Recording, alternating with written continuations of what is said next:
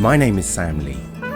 This film charts a journey I've made to explore the roots and histories behind some of the songs on my new album, The Fade in Time.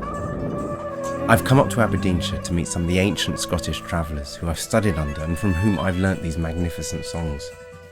They are our guides, and soon we are to discover the stories and ancestors behind these timeless ballads, revealing where in the land they've emerged and what makes them such beautiful and organic works of art. Johnny rose one May morning, cold water to wash his hands. Go bring to me my two greyhounds. They are bound in iron bonds. They are bound in iron bonds.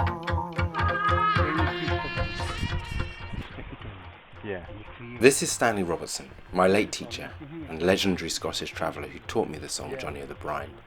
It remains a favourite of his son Tony, who I've come to Aberdeenshire to meet and to be shown the birthplace of this ballad. So Tony, I want to ask you about Jonny O the Brine. Yes.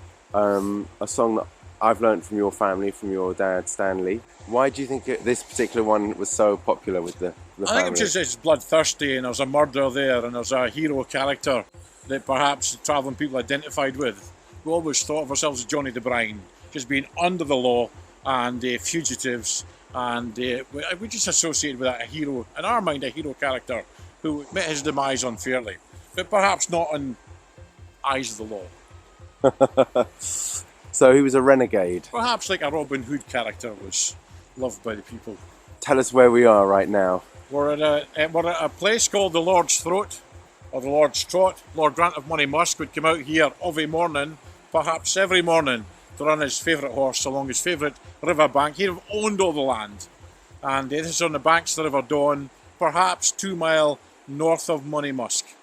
And this would have been the hunting forest where Jonny O the Brine would have taken many a deer in his day. Quite against the law, because the deer were owned by the landed gentry. There were foresters employed to prevent people like Jonny O the Brine. So Monymusk is the location for the song Jonny O the Brine. Monymusk, it said he came up through Monymusk. But Johnny got up through Monymusk and down among some scrub, and there he spied a young dilly. She was lying in a field of scrub.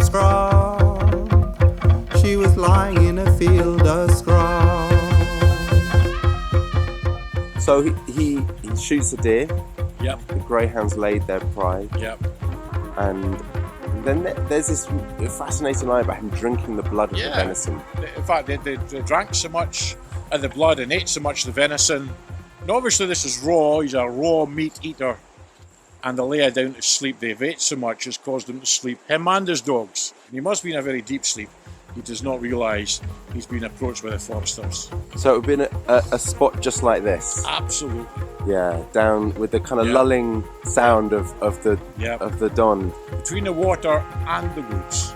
If there be young Johnny of the Brine, then let him sleep on. But the 7 forester denied he was Johnny's sister's son. To the greenwood we will guide. I've often wondered about the relationship between the Johnny and his sister's son, his nephew. And there are 7 foresters. He's the 7th forester. The 7th forester. And why the 6 foresters want to let him be, but this 7th forester, his nephew, his own blood, there's a theme of blood in this song about wanting to go and take revenge or seek execution of Johnny. My take on the song is that the nephew has, in his family, have gotten away from the wildness and the wild ways of the uncle who are shaming the family. And he's got himself a good job, and he's now become a head forester while still a very young man, and he wants to rid himself of the embarrassment of the wild uncle who is upsetting his plans to move up through the social scales.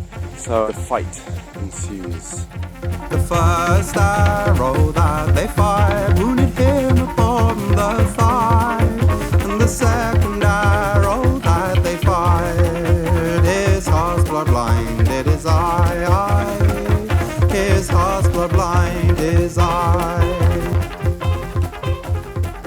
think they think they've killed him. He's a mighty man. He gets up his back against a tree, his foot against a stone, and he fires off his arrows one by one. Kills the 6 foresters, but reserves a special punishment for the 7th one. He doesn't want to kill him, but what he does to him is quite barbaric.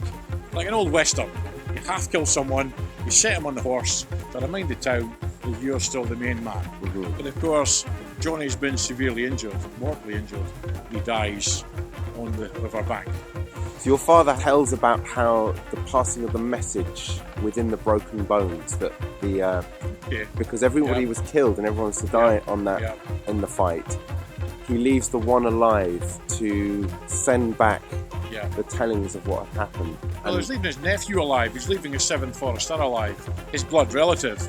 He's leaving him alive so he can go and tell. This is a warning to others not to mess with Jonny the Brine. Of course, Jonny the Brine, in the last verse I don't sing, that everybody else sings, lays down and dies.